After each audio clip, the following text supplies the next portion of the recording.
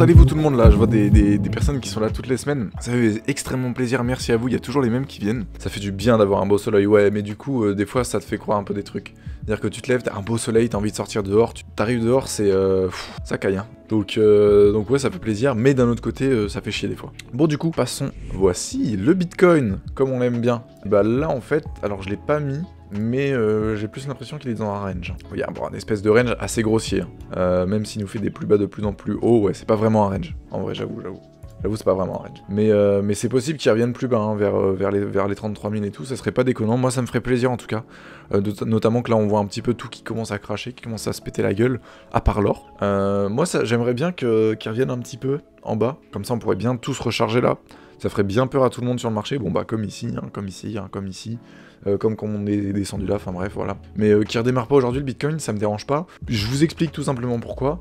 Parce que pour moi, les floors, donc les floor price, donc les prix les plus bas, ça serait à peu près à ce niveau-là. Voilà. Donc moi, ça me fait absolument pas peur. Limite, j'ai plus peur qu'il soit là plutôt que quand il sera là. Même si bon, sur le moment, je ferai pas le fier. Mais pour moi, c'est ça les floor price parce que la courbe logarithmique est à peu près dans ces eaux-là. Et puis ça me paraît cohérent par rapport au bull run et tout. Et cet été, on n'est pas descendu en dessous des 28 000. Donc voilà, je mets cette ligne en bas encore plus. C'est psychologique. Mais aujourd'hui, je vois pas une tendance qui se dégage haussière ou baissière. Je vois plus un range sur le Bitcoin. Malgré tout, on fait quand même des plus bas de plus en plus haut. Donc pour tous les débutants, quand on fait des plus bas de plus en plus haut, donc c'est-à-dire que là-bas c'était vers aux alentours des 32 000, 33 000, et là on est à 34 500, on fait un plus bas de plus en plus haut, et bah ça peut annoncer une tendance haussière. Là je vous invite à regarder tout simplement la mèche qu'on a fait la semaine dernière par rapport au ruban. Alors je vous ai dit il y a quelques semaines, enfin durant les quelques semaines, que c'était possible qu'on fasse un joli W. Alors un W c'est un double bottom, tac, un double bottom avec des plus bas de plus en plus haut, hein, bien évidemment. Pour qu'il y ait une tendance haussière qui se dégage, je vous ai dit on pourrait faire un beau W pour ensuite repartir et casser le ruban. On a failli le faire en fait au final et on s'est fait rejeter. Donc pour l'instant, pour moi, de ce que je vois, c'est que le marché n'est pas encore prêt à repartir à la hausse en tout cas. C'est-à-dire qu'il s'est bien fait rejeter sur le ruban. Par contre, là il pourrait devenir très très plat le ruban. Si il est resserré à fond, on pourrait le passer aisément comme ici. Vous voyez ici ce qu'on a fait pour le Covid. On était passé au-dessus, je pense que beaucoup ont racheté ici, et paf, derrière on s'est cassé la gueule. C'est pour ça que ça a sûrement fait très peur, et ça a sûrement fait beaucoup parler le virage Covid sur le Bitcoin, parce qu'en l'espace de 1 mois, les mecs avaient perdu 50% de leur valeur, quoi. Alors que beaucoup, je pense, auraient racheté au moment où ça aurait clôturé comme ça. Enfin, bref, vous voyez bien qu'il a traversé aisément à la baisse, il a traversé aisément à la hausse. Et moi j'ai hâte qu'on revienne à ce moment-là, parce que à partir de ce moment, on a percé à la hausse, on a fait une belle clôture, avec des jolis volumes, hein. Donc les volumes c'est tout simplement le nombre de gens entre guillemets qu'il y a sur le marché, et plus il y a de personnes, et plus le mouvement est puissant, on va dire. Et donc là on a eu des jolis volumes à ce moment-là, donc bien ascendant là, quand on a percé, et ensuite on n'est pas revenu en dessous, jusqu'à atteindre un nouvel ATH qui est tout simplement les 65 000. Bon maintenant aujourd'hui on a un ATH qui est plus aux alentours des 70 000, mais ça c'est notre histoire. Cet été on a failli le traverser, ce ruban, finalement on l'a pas traversé, et là finalement on a pu finalement le traverser avec toutes les mauvaises news et le fait aussi à mon avis que le Bitcoin n'est pas aujourd'hui prêt, le marché aujourd'hui n'est pas encore prêt à pouvoir aller plus haut que 70 000 en tout cas. Sachez aussi que moi aujourd'hui je recherche pas mal sur cette zone, que ce soit sur Bitcoin ou sur d'autres altcoins, et au moment où le Bitcoin aura atteint son ATH, je pense que j'aurai déjà revendu au moins 30% de toutes mes cryptos que j'ai aujourd'hui. Même si je suis en gain que de 10% sur celle-ci, je préfère parce qu'au moins j'aurai 30% de mon bag à réinvestir. Si par exemple le Bitcoin nous fait un truc comme ça, hop, il va toucher à les têtes les 80 000, et puis ensuite il redescend, tac, et puis il revient vers les 42 000, et ben au moins j'aurais pris 30% ici, et donc j'aurais 30% à réinvestir ici. Bon, peut-être que je serai rentré par palier, forcément, c'est normal de faire ça, mais voilà. Et je vous expliquerai à la fin, dans le mot de la fin, pourquoi je pense que le marché aujourd'hui n'est pas prêt à aller à repartir tout de suite en tout cas. Bon, en soi, les volumes n'ont pas été très dégueux, hein. Ils sont même plutôt ascendants, grossièrement ils sont ascendants. Ça serait bien qu'on en ait un peu plus haut là, pour prouver une belle ascendance. Si on est en bear market, j'imagine pas le prix que le BTC atteindra quand il repartira. Moi, alors, j'ai envie d'en parler, mais j'aimerais bien en parler dans le mot de la fin, parce que ça, c'est des trucs que je voulais parler dans le mot de la fin. Pour moi, clairement, les cycles qu'on a vus ces dernières années, les bull run, les bear market, clairement, moi je pense que ces patterns là, donc là vous voyez qu'on a bien représenté le bull run 2017, le bear market et ensuite le bull run de 2021. Il pourrait même être plus flagrant quand on le met en normal. Mais pour moi, il faut se détacher des patterns, donc les patterns des motifs qu'on a eu. Là, vous voyez que le bear market, en fait, c'est tout ce qui se passe en dessous de cette ATH. Donc là, c'est à peu près cette zone-là. Voilà. Donc le bear market, ça, c'était le bear market de 2018, 2019 et 2020. Et après, bull run de 2021-2022, il repart là. Et on pensait atteindre des plus hauts plus rapidement, comme en 2017. Mais je pense qu'en 2017, le marché était beaucoup plus différent qu'aujourd'hui. Hein, aujourd'hui, on a à peu près 10% des investisseurs en France. Comme on m'avait dit de donner une stat de 26%, on va être safe, on va se dire que c'est info de chat, hein, c'est une info de chat. Mais au genre d'aujourd'hui où il y a beaucoup plus d'institutions, des gouvernements qui s'y intéressent, des gouvernements qui le bannissent, où la parole est plus libérée là-dessus et où on a une vision un peu plus différente que celle qu'on avait en 2017, ouais, je pense que le marché est totalement différent comparé à ces années-là. Et là, qu'on soit dans un range, et qu'on ait plus de mal à monter vers les 100 000, et ben je trouve que c'est beaucoup mieux. Et malgré tout, ça enlève pas les opportunités qu'il y a sur le marché des crypto-monnaies, parce que beaucoup investissent mais ne comprennent pas exactement le fonctionnement. Beaucoup investissent mais font un peu de la merde, et donc il y a beaucoup d'opportunités à aller chercher. Moi je pense pas, les gars, qu'il y aurait de bear market ou de bull run en fait. Il y a beaucoup dire on est rentré en bear market. Bon après, si on prend la définition du bear market, c'est un marché baissier. Pour moi, c'est pas baissier, hein, pour moi ça stabilise. C'est juste qu'on n'est pas revenu à nos plus hauts depuis un certain moment. Après, on peut parler aussi des cycles du Bitcoin et tout, mais pour moi, imaginez que le Bitcoin, en fait, il est surévalué depuis 2017. Imaginez que pour le bull run de 2017, on ne devait pas atteindre les 20 000 justement. Et du coup, si la récompense de Bitcoin est divisée par 2 tous les ans, en soi, on n'aurait pas dû atteindre plus de 40 000 à ce bull run-ci. Et là, en l'occurrence, on était carrément à 70 000. Donc pour moi, on est sur un floor price qui est pas déconnant, ici, aux alentours des 40 000. Étant donné que ici, on avait atteint les 20 000, et que la récompense de minage a été divisée par 2, donc en soi, le Bitcoin, si on veut que les mineurs soient récompensés de la même manière, il devrait juste atteindre 40 000. Donc on est sur un floor price assez intéressant. Après, à voir si les gens se réveillent un petit peu sur l'utilité des cryptos, et comment on peut l'utiliser. Et quand on voit la Russie qui les utilise d'une manière en mode pour essayer de contourner les sanctions, d'ailleurs je vais vous expliquer juste après que c'est complètement con, ça peut donner une mauvaise image aux cryptos, au grand public, parce qu'ils entendent « ouais, la Russie elle utilise les crypto-monnaies, machin, c'est pas bien, c'est mauvais, machin ». Et là ça peut donner une mauvaise image. Beaucoup de personnes critiquent Mathéo comme quoi « oui, on n'est plus en bear market, machin, on n'est plus en bull run, quand est-ce que tu vas t'en rendre compte ?» Beaucoup de personnes critiquent aussi sur le fait qu'ils répètent toujours qu'on est en bull run, comme je dis, le fait que ça va repartir à la hausse et tout, et que depuis plusieurs mois ça ne repart pas à la hausse. Mais pour moi en fait, simplement que les cycles ont changé, on s'en rendra compte peut-être plus tard, peut-être que je me trompe moi-même, peut-être que c'est Mathéo qui a raison tout simplement. Chacun a sa vision du marché, et peut-être que lui en fait il se rend bien compte qu'on est dans un espèce de bear market dans le bull run. Mais pour lui, par rapport à ce qu'il a connu, par rapport à ce qu'il a vécu et par rapport à ses plans, c'est son truc. Et depuis longtemps, il le dit qu'on est en bull run. Il est pas en train de dire on est en bull run pour que les gens restent sur sa chaîne. Non, le but c'est qu'il soit honnête. Et il répète souvent les mêmes choses. Oui, c'est sûr. Mais quand on est sur un marché comme aujourd'hui, bah c'est sûr qu'il répète beaucoup les mêmes choses. Ici, je pense qu'on aurait pu partir en bear market. Encore une fois, moi j'étais d'accord avec Mathéo parce que c'était trop tôt. On était en mai 2021, beaucoup de monde venait d'arriver sur les cryptos, il y avait un gros crash, mais derrière c'est quand même reparti, on a quand même tapé un ATH. Et là, le fait qu'on n'a pas l'impression qu'on est en bear market, c'est parce que le mouvement est pas franc. On a des volumes assez gros, mais on n'a pas des volumes aussi gros qu'en mai 2021. Et le mouvement est pas franc en fait, on est plus dans une tendance baissière, on est plus dans une tendance où en fait le marché aurait fait ça. Tac, on est plus dans un truc un peu comme ça, j'ai envie de schématiser. C'est-à-dire qu'on a fait une tendance haussière, on est redescendu pas aussi bas qu'ici, pas aussi bas que le plus bas, et là on stabilise un petit peu. Donc bon, on stabilise à peu près comme ça, hein, mais on stabilise quoi. Et pour moi, on est plus dans une tendance, ouais, comme ça, un truc comme ça. Et là, c'est un très bon point pour recharger. Alors bien sûr, on pourrait faire un truc comme ça, tac, on stabilise, paf, on se prend genre la Russie qui accepte les crypto-monnaies, tout le monde qui a un mauvais a priori sur les crypto-monnaies et tout, qui veut bannir les crypto-monnaies de Russie et du monde. Bon, ça serait un peu abusé quand même là, à ce point-là, mais voilà, pour moi on est dans une phase un peu comme ça, voilà, tac, on a fait une stabilisation, et là on pourrait redescendre comme ça, et à l'inverse on pourrait carrément faire un truc comme ça, stabilisation, et là, paf, bon, la guerre s'est arrêtée, la Russie se retire de l'Ukraine, les crypto-monnaies, on voit que ça augmente de fou, parce que tous les citoyens russes, ils auront acheté des crypto-monnaies, etc., etc. Il y a un emballement, là, ça repart comme en mai 2021, où tout le monde a découvert les crypto-monnaies un petit peu, a redécouvert les crypto-monnaies, a commencé à investir et tout. Et là, ça pourrait bien sûr atteindre des plus hauts. Il y a de plus en plus de gens qui sont formés sur le marché des cryptos. Ce que je vais faire, c'est que je vais revendre peut-être à ce niveau-là. Là où peut-être, si j'avais pas été éduqué, j'aurais vu peut-être un retour à la hausse, j'aurais acheté vers les 54K, et j'aurais attendu de revendre avant les 100 000, tu vois. Et bah aujourd'hui, j'ai une vision un peu différente, où je me dis, bon bah, 70 000, ça serait peut-être le moment de revendre un petit peu au moins. Comme ça, bah, si ça continue, j'ai encore un petit bag, et j'aurais pas le seum parce que j'aurais pris des profits, donc j'aurais pu, par exemple, pourquoi pas, si je vois que, bah là, imaginons, j'ai pris, je sais pas moi, 1000 $, de profit, que je vois que ça augmente un petit peu, et puis que ça revient ici, je me dis, bon, ça fait un rebond ici, ça fait une clôture pile ici, bon bah let's go, ça fait un rebond sur la TH, c'est quand même très bullish. Je me rappelle que la dernière fois qu'on a fait un rebond sur la TH, on est quand même parti, on a fait un, tac tac tac, on a fait un 220%.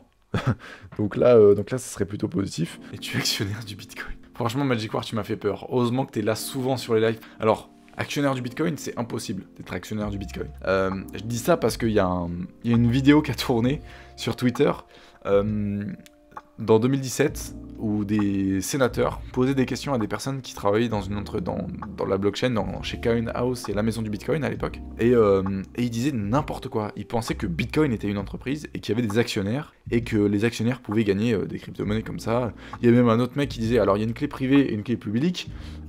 Si une clé est publique, je veux dire autant laisser la porte ouverte. Voilà, il se croyait malin en disant un truc comme ça, mais ça m'a fumé de rire. Donc il disait donc finalement, il n'y a qu'une clé qui est normal. Alors, ça peut être normal, mais frérot, renseigne-toi un petit peu. Si on dit clé publique et clé privée, je veux dire, c'est qu'il y a une raison. On n'est pas des attardés non plus. Genre, les mecs... En fait, je pense que dans ces moments-là, c'est là où on voit réellement les personnes intelligentes et les personnes qui sont pas intelligentes. Les personnes qui font preuve d'intelligence, c'est les personnes qui vont être curieuses, qui vont avoir envie de comprendre les choses, qui vont faire de l'humour là-dessus. En revanche, lui, il s'est simplement foutu de la gueule de Bitcoin en nous prenant pour des attardés qui comprenaient rien, que clé publique, ça voudrait dire que la clé, on pouvait la donner à tout le monde, et la clé privée, elle était simplement pour nous. Genre, c'est des clowns, exactement. Mais je veux dire, c'est hallucinant, ils pensent que la clé, c'est une clé USB. Non mais oui, c'est ça aussi. Bref, pour vous expliquer, pour toutes les personnes qui comprennent pas, il y a une clé publique et une clé privée. En gros, c'est simplement une suite. Il y a une adresse et une clé privée. Et pour accéder à cette adresse, il faut utiliser la clé privée. Jamais all-in sauf sur GLD. Les gars, il faut pas faire ça, faut pas faire all-in, les gars. Ah mais il est à 131 $, mais frérot, ça commence à piquer. Attends, ça commence à piquer alors que t'es à 131 $ et t'as fait all-in à 145 $. Mais mec, va falloir t'accrocher, hein. Parce que là, c'est que dalle, hein, ce que t'as pris, hein. T'as pris 10% dans la gueule. Faut pas faire all-in. Même si on se dit, oh putain, c'est le meilleur projet du monde, let's go, je vais faire all-in. Il faut pas faire all-in. Faut pas faire all-in. Parce que tu vas te mordre les doigts. Et en plus, si t'as pas investi ce que tu pouvais te permettre de perdre, alors t'es pas prêt à être sur le marché des cryptos. Il faut te dire, quand t'investis sur le marché des crypto-monnaies, que cette crypto-monnaie, elle peut retomber à zéro. Que demain, le créateur, il peut dire, on abandonne le projet, c'est trop compliqué. Que demain, le créateur, il peut dire, ah, on vous a bien enculé, on a tous les fonds dans un coffre-fort, chais. Moi, je vous dis, alors sur EGLD, on va prendre l'exemple de GLD, par exemple. Moi, ce que j'ai fait, c'est que j'ai commencé à en acheter, la première fois que j'ai acheté de l'EGLD, c'était ici. Voilà. Donc, j'en ai acheté vers les 170 $ peut-être. J'étais en profit et tout, je me suis dit, allez, ça va to the moon et tout. Là, on était en avril, c'était l'euphorie. Paf, déjà, premier rappel à l'ordre, et j'ai pas vendu, hein. Je crois pas que j'ai vendu. Premier rappel à l'ordre, paf. On redescend vers les 126. On fait un rebond. Oh, je me dis, let's go. Sauf qu'en fait, non, c'est un Dead Cat Bounce, frérot. Hein. Dead Cat Bounce, c'est le rebond du chat mort.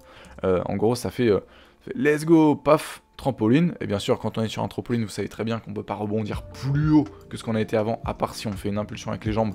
Mais étant donné que le marché n'a pas de jambes, bah, il s'est juste laissé rebondir comme une balle de merde. Et on est redescendu super bas. Voilà, Dead Cat Bounce, paf, il retombe à 54. Et les gars, je peux me rappeler exactement, on était par là, voilà, exactement. Ici les gars, j'étais à Annecy, pour tout vous dire. On voyait déjà ce canal long terme, le canal haussier.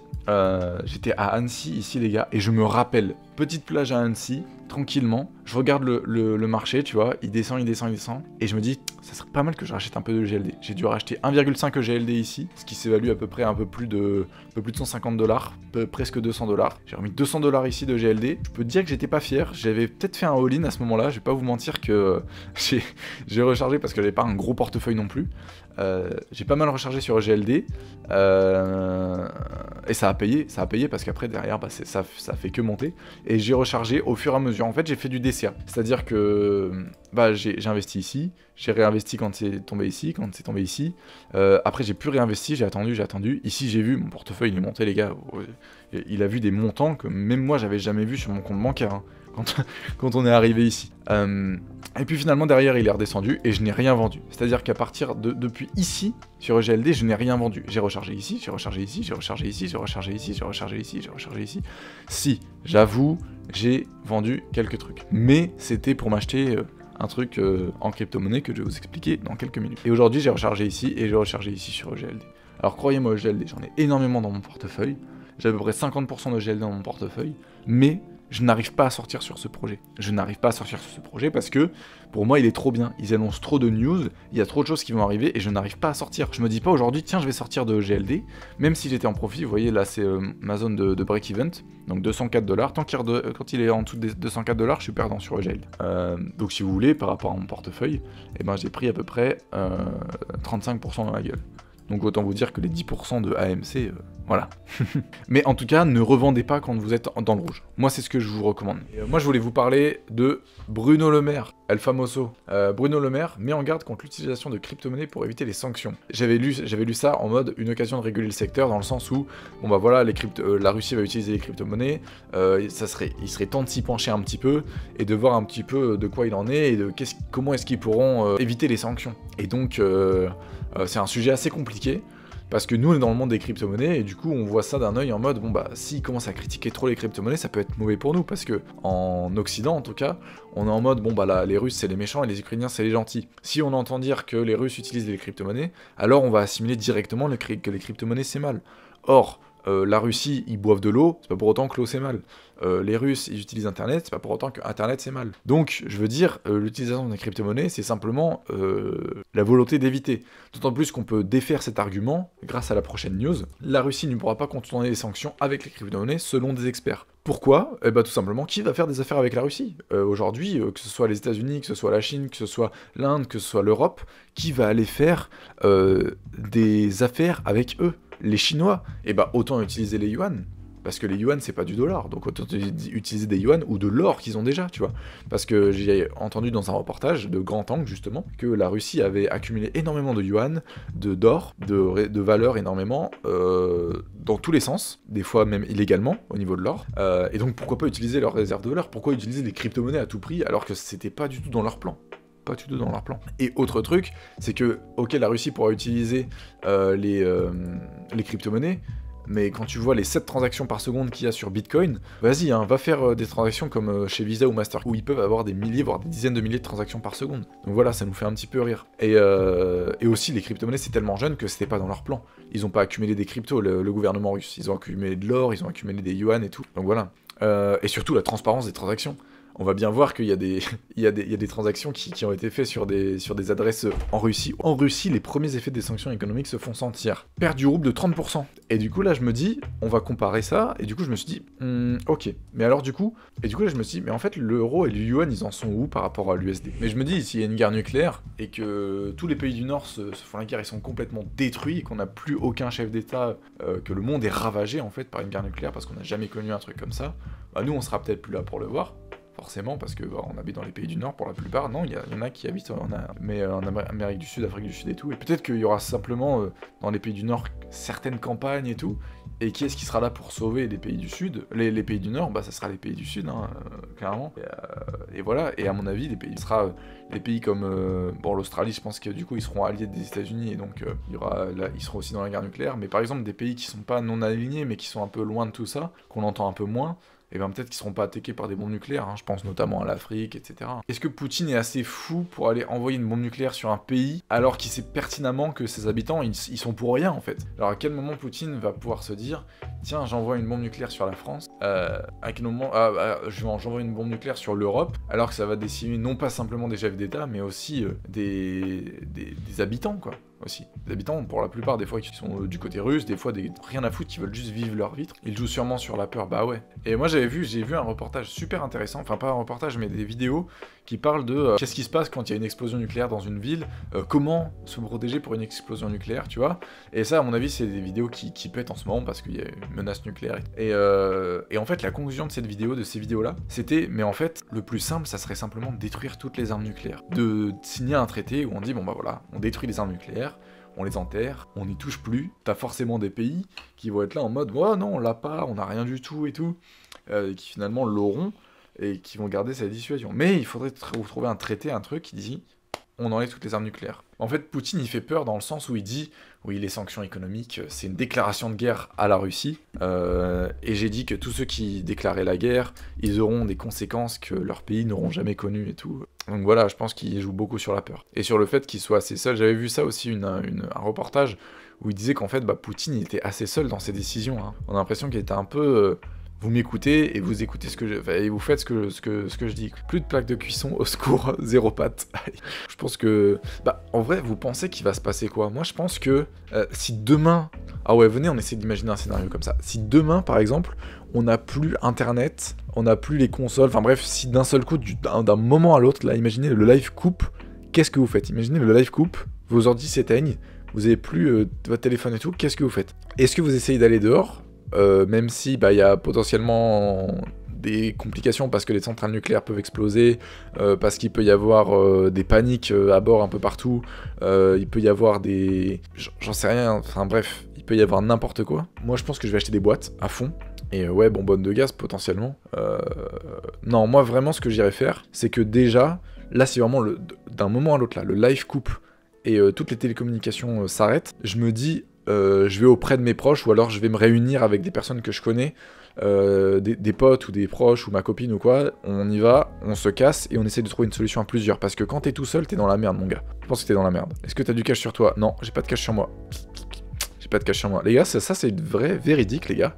Ça fait peut-être 4-5 mois que j'ai plus de cash sur moi. Mais vraiment, hein, c'est réel. Même plus que les pâtes, parce qu'imaginez, il y a plus d'eau d'un seul coup qui coule. T'es baisé. Donc en vrai, le mieux c'est d'acheter des boîtes et des bonbonnes de gaz.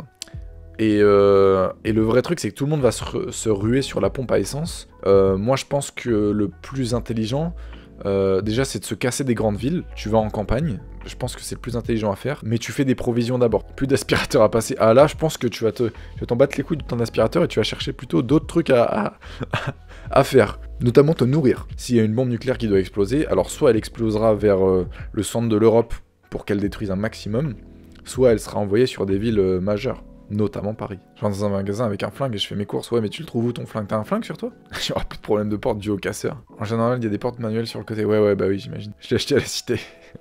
Parlons d'autre chose.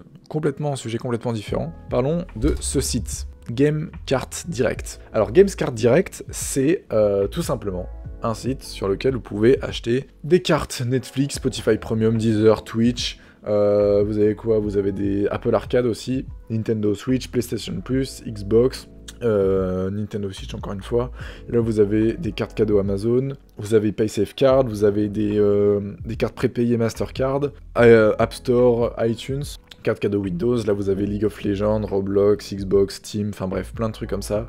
Des V-Bucks Fortnite si vous voulez, enfin bref. Et du coup vous allez me dire, mais pourquoi tu nous présentes ça? On en a rien à foutre, nous on n'est pas du tout. En plus vous avez même des crédits mobiles SFR si vous voulez. Bon après c'est des crédits mobiles, c'est pour les téléphones prépayés quoi. Bref. Et du coup je vous dis ça, pourquoi? Parce que sur ce site vous pouvez payer avec... Alors c'est pas marqué là, mais vous pouvez payer avec Utrust. Et oui les gars, et oui. Et donc... Utrust, c'est quoi? C'est une entreprise qui permet de payer en crypto, qui d'ailleurs a été rachetée par Elrond, et sur laquelle vous pouvez payer par exemple vos cartes cadeaux Amazon. Normalement, quand vous voulez payer en crypto-monnaie, vous allez avoir une carte Binance ou quoi que ce soit, et par contre vous allez payer 30% de taxes. Donc, ce qui va faire que vous allez être un petit peu comme Kineret dans la merde. Si vous avez 30% de taxes, notamment en France, donc c'est un peu, comme je disais, justement la merde. Si vous retirez vos bitcoins en euros, vous êtes obligé de payer 30% sur les plus-values que vous avez faites. Donc pour contourner ça, vous avez justement la possibilité sur ce site-là, qui a été recommandé par l'équipe d'Elrond. Donc c'est le tweet de Benjamin Minkou. Alors Benjamin Minkou, c'est le CEO d'Elrond, donc une blockchain que j'apprécie tout particulièrement. Comme je vous ai dit, je suis à 50% sur Elrond. Et donc, il a fait tout simplement un tweet où il explique plusieurs sites. Et donc là, il retweet, Elrond a justement donné un tweet de Utrust qui explique voilà, qu'on peut payer avec des sites et tout, grâce à Utrust, sur Gamecart Direct. Et donc voilà d'où vient ce truc. Donc... Gamecart Direct sur un tweet de Elrond, il est plutôt safe. Pour vous expliquer, moi personnellement, et du coup donc Gamecart Direct est sous le tweet de Elrond, donc c'est un site plutôt safe, hein, je vais pas vous mentir. J'ai fait un achat dessus, ça marche extrêmement bien, et d'ailleurs je peux vous annoncer officiellement que j'ai monté mon pied. J'ai acheté un pied pour placer mon PC portable d'un côté et mon écran de l'autre. Fait chier parce que là il y a un prepaid Mastercard. Donc en gros c'est une carte Mastercard que tu achètes prépayée et ensuite tu peux acheter des recharges comme ça. Le problème c'est que c'est épuisé. Et je sais pas si c'est épuisé ou si ça a juste jamais été sur le site. Parce que moi, j'étais sur le site dès l'annonce du CIO, là, de Elrond, et c'était déjà marqué épuisé. Donc je sais pas s'il y a des bots qui achètent directement ces cartes-là Mastercard, parce que ça, les cartes Mastercard, tu peux payer dans n'importe quel endroit, quoi. Après, le seul petit inconvénient, comme je vous dis, les gars, c'est probablement que, en fait, vous avez des frais. Voilà. Vous avez quelques frais, donc ça fait un peu chier. Mais d'un autre côté, bon bah voilà, c'est un mal pour un bien. C'est-à-dire que moi, je préfère payer 2,69€, surtout que sur Utrust, t'as 0 frais. Hein. C'est-à-dire que sur Utrust, tu payes exactement le coût. Vous payez exactement le coût que vous avez là. Alors que là, vous voyez que vous avez 30 centimes plus 2,25% de taxes en plus de ça. Donc en fait, Utrust, c'est le seul moyen qui permet, enfin à part les transferts gratuits, mais c'est le seul moyen qui permet de payer en crypto sans avoir de taxes en plus. Et ça, c'est super intéressant. Sur ce, les gars, merci à tous. C'était un énorme plaisir. Je sais qu'il y a beaucoup de gens qui sont déjà partis. On a fait une pointe à presque 200 viewers. Ça fait super plaisir pour un lundi matin. Vous êtes toujours aussi chaud. J'espère vous revoir la semaine prochaine. Et si le Bitcoin a atteint son ATH la semaine prochaine, attendez-vous à ce qu'on offre tous des subs. Donc voilà. Sur ce, les gars, encore une fois, merci à tous. Et à la semaine prochaine. Salut tout le monde.